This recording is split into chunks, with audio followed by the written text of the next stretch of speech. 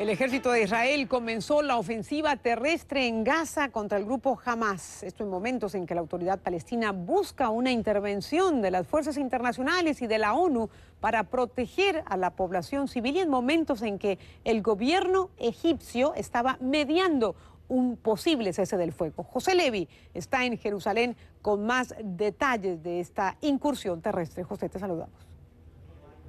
Hola Patricia, efectivamente ha sido una decisión adoptada por el primer ministro israelí Benjamin Netanyahu con su ministro de Defensa Moshe Bughi Ya'alon, y hay que destacar que esta operación es una operación que ahora mismo tiene un objetivo muy limitado. Principalmente es terminar con una amenaza que los israelíes consideran puede ser central para ellos, que son estos túneles de ataque que se ha visto en la pasada madrugada. Pueden llegar a ser una amenaza inclusive estratégica para los israelíes. Vemos que en la pasada madrugada consiguieron al menos 13 milicianos de Hamas a través de uno de estos túneles que conseguía el pasar por debajo la frontera entre Israel y la franja de Gaza. Desde Gaza contra Israel consiguieron llegar al territorio israelí. Entonces, eso los israelíes aseguran pudiera haber llevado a una verdadera masacre, dijo el presidente israelí Shimon Peres, y entonces uno de los objetivos centrales de esta operación será precisamente el intentar encontrar quizás más de una decena de túneles que, según los israelíes, pudieran estar ya cavados desde distintas zonas en Gaza hasta el interior de Israel.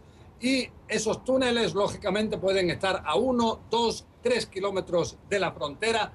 Es difícil que sea más, y es por eso que, al menos en una primera etapa, se piensa que el objetivo de esta ofensiva militar terrestre será el verificar toda esa zona. Entonces, lo que hemos visto, Patricia, en las pasadas 2-3 horas es que la artillería, sobre todo, y también las fuerzas aéreas desde el aire, ayudadas también por naves de guerra, han realizado un bombardeo conjunto de presuntos objetivos de las milicias palestinas, de Hamas, de la Yihad Islámica, de los comités de resistencia popular, en distintos lugares de esa franja de tierra.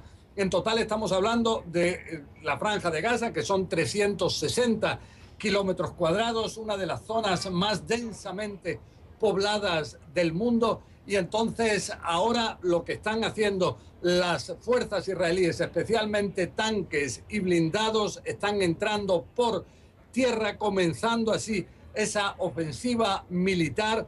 Hasta ahora era algo que se había retrasado por parte del Gabinete de Seguridad israelí, precisamente porque era consciente de que algo así puede llevar a enfrentamientos sangrientos. Como digo, es una zona muy poblada, y de hecho Gaza se transforma, y ahora aún más, en campo de batalla entre las fuerzas israelíes, también las fuerzas de tierra, tanques blindados, y la población palestina en Gaza. En los bombardeos en los pasados 10 días, en total han muerto más de 230 palestinos, han resultado heridos más de 1.700, o sea, vemos que se trata ahí para la población de un drama terrible. Los israelíes aseguran que Hamas ha tomado de rehén a todo el 1.800.000 personas de Gaza, y de su parte las milicias aseguran que se trata de una agresión inaceptable y que piensan el repeler esta agresión israelí.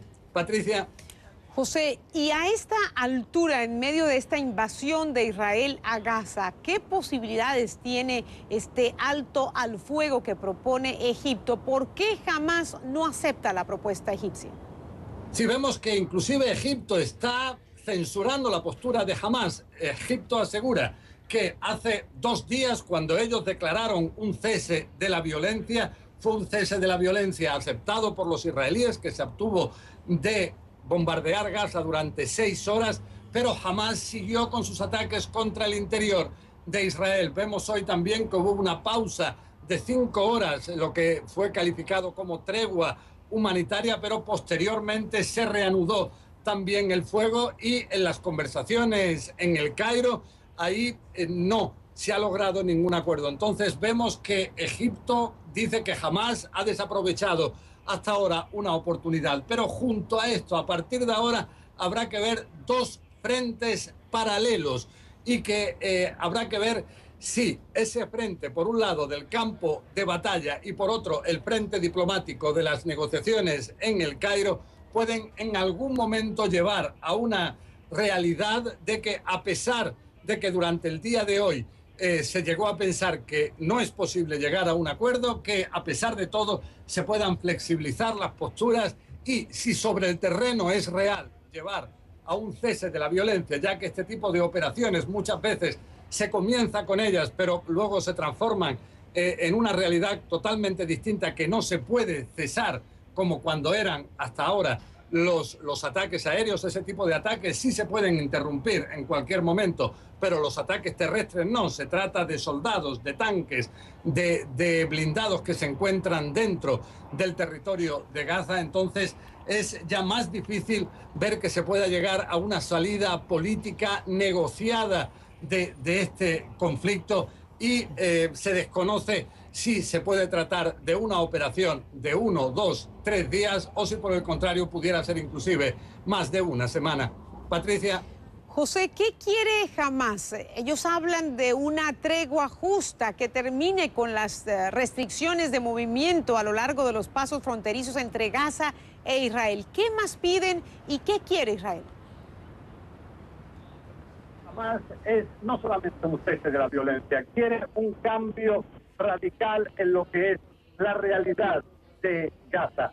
Hasta ahora, desde que Hamás se hizo con el control de esa franja de tierra en el año 2007 y le quitó el control al movimiento Fatah del presidente del gobierno autónomo palestino, Mahmoud Abbas, los israelíes boicotearon esa zona, también Egipto, que es la otra frontera de esa franja de tierra, y entonces ahora mismo la población de Gaza es una población que sufre un bloqueo general a todo su territorio. Entonces lo que quiere Hamás es poder llegar a una realidad en la cual ese bloqueo a Gaza, aunque sea el bloqueo impuesto por Egipto, se levante y entonces de alguna forma se pueda llegar a algún tipo de normalidad dentro de esa franja de tierra. Junto a esto, Patricia, en la iniciativa egipcia, por ejemplo, no solamente se habla de un cese de la violencia, sino luego llegar a conversaciones que permitan realmente normalizar o intentar normalizar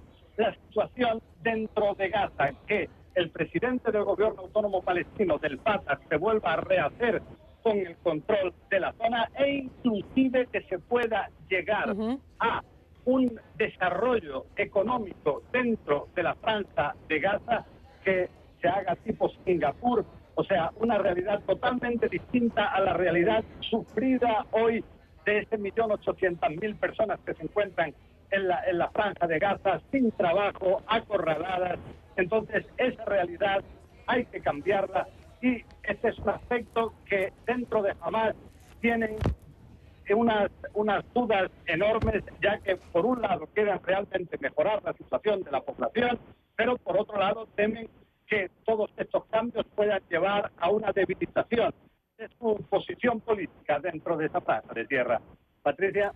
Gracias, José, por este informe. José Levi en Jerusalén. Estaremos siguiendo muy de cerca la evolución de los acontecimientos allí entre Israel y Gaza, donde ha comenzado una incursión terrestre por parte de tropas de Israel.